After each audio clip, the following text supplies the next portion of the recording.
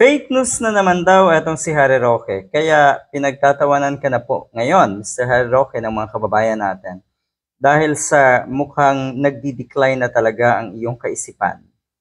Hindi mo na tinitignang maigi kung alin ang tama at kung alin ang mali. Hindi ka na marunong mag-discern, ika nga. Hindi mo na rin alam kung ano ang totoo sa hindi. Hindi mo na alam kung ano ang fake news at totoo. Hindi mo na kayang i-detect. Hindi mo na kayang i-identify kung alin ang fake news. Pero maganda yung sinabi niya. Ito yun, no? Mga kawatan na kinurakot ang pondo para sa flood control. Makakarma kayo. Sino ang hindi mahahabag sa larawan na ito?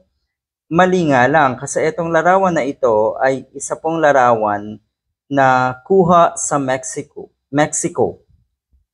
Hindi po dito sa atin.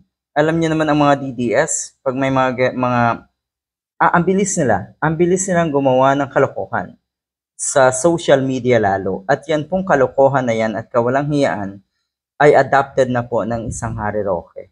Nagpakababa ang mokong na ito. 'Di ba? Ganyan naman pag naging DDS talagang isang tao, may dunong yan sa una, pero makikita mo sa bandang huli talagang nagdi-decline yung kanilang dunong. Hindi ko rin talaga maintindihan. Totoo ito, maganda to yun yung mga kawatan na nangungurakot sa pondo ng taong bayan ay dapat maparusahan. Maganda yan.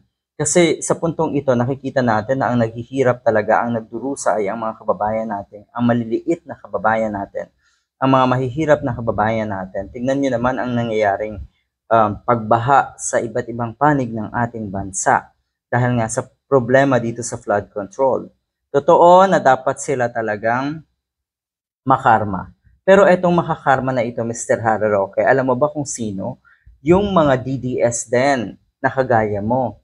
Yung mga politiko, yung mga nasa gobyerno na nasa paligid ni Digong, kaalyado ni Digong, si Digong mismo, si Bongo, si Sara Duterte at marami pang ibang katulad mo.